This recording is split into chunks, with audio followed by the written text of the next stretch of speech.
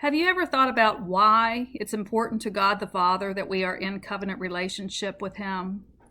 See, we may have our reasons why we want to be in a relationship with Him. It may be a fire insurance, I don't want to go to hell. Or it may be, I've always done this, or this is what my parents have done.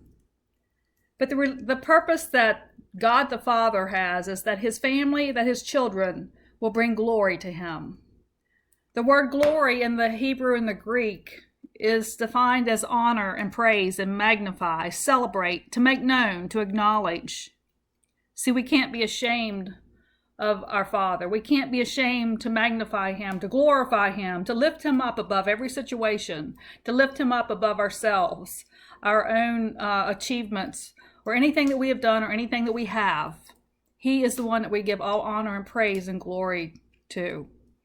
Let's look at some scriptures in the Old and the New Testaments.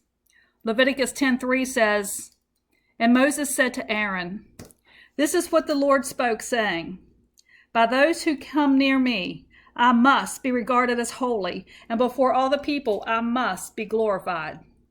See, early on, the Lord is speaking to His servants. Remember, Moses was His servant. He said, "I must be glorified." Tell the people that.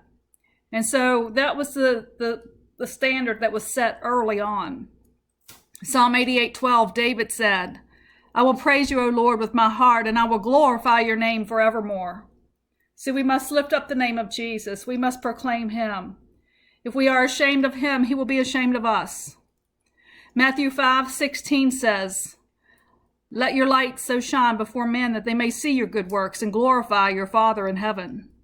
See, letting our light shine for Him, taking the righteous path, doing the right thing, living His word, living His will, brings glory to Him. And Romans 15:6 says that ye may with one mind and with one mouth glorify God, even the Father of our Lord Jesus Christ. See, we are a body, we are a family. And together we must lift up the name of Jesus as a family. We must lift up the name of Jesus individually and together collectively as a family. And so now you know the purpose of having a covenant relationship. In the future lessons, we're going to learn about covenants God made with individuals such as Moses and David and us. And the covenant states very clearly that the intent that God had for the outcome of a covenant relationship is to bring Him glory. Can you think of ways that you bring glory to God? You bring glory to God when you spend time with Him, when you are in the Word, when you walk the Word, when you do the Word, when you tell others about Him, when you stand for righteousness. That brings glory to Him. When we put every other situation beneath us and our intents, and we lift His purpose and His will up, that brings glory.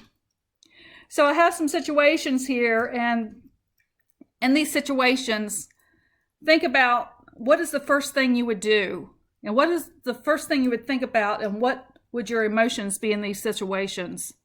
Suppose you have gone to the doctor and you're told that you have a rare genetic blood disorder. What are your thoughts and what are your emotions?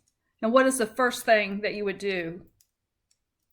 Another situation is that suppose you open the mail and there's a $100 check you were not expecting. What are your thoughts and what are your emotions, and what's the first thing that you would do? Another situation, suppose a neighbor whom you don't really like says something offensive to you, and you respond with a snippy comment. What are your thoughts and what are your emotions, and what is the first thing you do? See, in all these situations and all these circumstances, the first thing that we should have done, whether it's a moment of distress, whether it's a moment of happiness, whether it's a moment of offensiveness, we should always turn to our Lord and our Father, our teacher, our friend, God. He is the one that we should turn to in every situation. We shouldn't pick up the phone and call someone. We shouldn't get on social media and contact someone. In that way, we're living in the physical. We need to move our thoughts and our emotions to the spiritual first, and then He will direct our steps in the physical. The first thing we do is we bring honor to Him by saying, Lord Jesus, everything that happens in my life, every situation, whether it's a bad news, whether it's good news, whether it's something that causes me stress, I bring it totally to you first. You direct my thoughts and you direct my emotions. See, we have to know that God is our Father, our friend, and our teacher.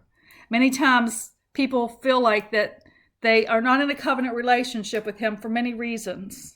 Some of the reasons may be that I'm not good enough, or God is too far away, or I'm a sinner.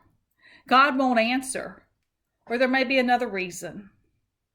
If you are not in a covenant relationship with God and you want to be in a covenant relationship and you're not sure how to do that, you can contact me at diana@masteringmentalhealth.com, and I will help you walk through those steps to join in the family of a covenant relationship in order to give God glory and praise in your life